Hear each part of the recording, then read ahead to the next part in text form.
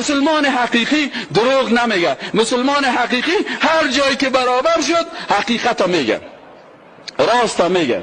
یک روز یک امریکایی کتمه جا بحث میکرد، گفت آیا تو حقیقت ها را میگی؟ من گفتم بله حقیقت ها را من برات میگم. آیا نمیترسی؟ من گفتم نه والا ما خطابال برام ترس چیز را نمیفهمیم. او توستی که وقتی از کوتی سنگی تا ارزگان میری وقت پتلون تا خراب کردی.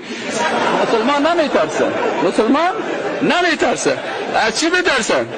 گفت که این قسم از زندگی. من گفتم بله ما هیچ وقت نمیترسیم، ولی یک حقیقت درک باید بکنی، یک حقیقت درک بکنی که ما مردم افغانستان خیر است. بیا طفل در بین غنداق بکش، بیا شیندن در بمبارد کو، برو پندار و ارزگان بمبارد بکن، طفل ما را به نام القاعده بکش و در مقابل القاعده خود ساد شده نمیتونی. حال طفلا را در مدخل که به خاطر اینجا بوی که 4 تا کشتیم کی